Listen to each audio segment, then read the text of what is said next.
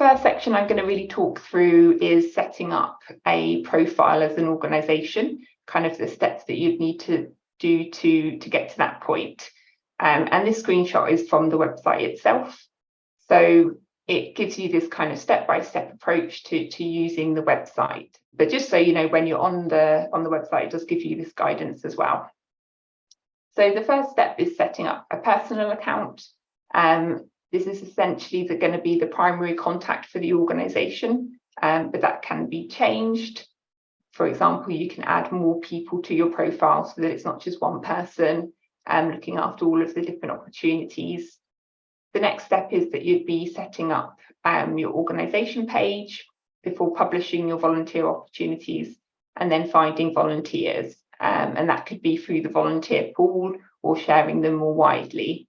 So personal account, I won't go into this in too much detail because it is quite brief and that is the aim, but I will just highlight a couple of things. So this is the first step, basically, if you're thinking of creating a profile on the website. You go on to Volunteer Cambs, there's a create an account button in the top right hand corner, and it'll bring up this option kind of in the middle where you can see the pink boxes, first name, last name.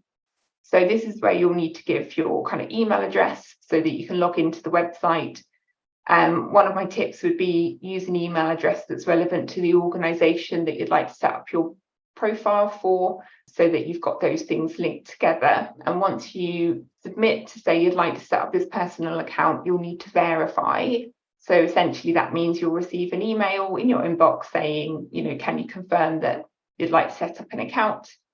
So if you do that, do just try and remember to save Volunteer Cambs to your safe senders.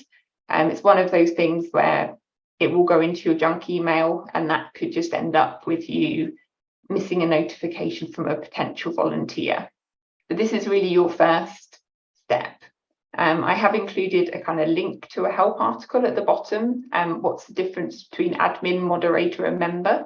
When you're setting up the organisation profile, you're the admin, so you're in control of your whole profile. And then you can have different levels of kind of responsibility, if you like.